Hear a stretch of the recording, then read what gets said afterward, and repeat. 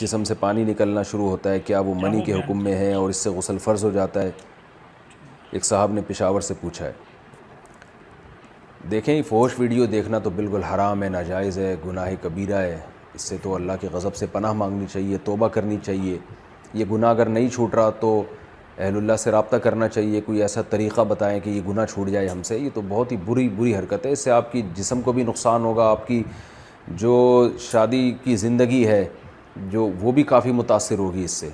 जो यानी शादी के बाद की जो ज़िंदगी है बहुत इस यानी उस पर भी बुरा असर पड़ता है और अल्लाह भी नाराज़ होता है, तो उसको फ़ौरन छोड़ दें आप।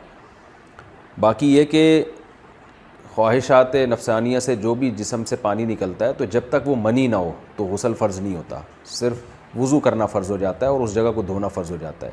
तो मनी बिल्कुल एक सफ़ेद पानी है और ये ट्रांसपेरेंट पानी होता है जो जिसको मज़ी कहते हैं, इससे गुस्ल फ़र्ज़ नहीं।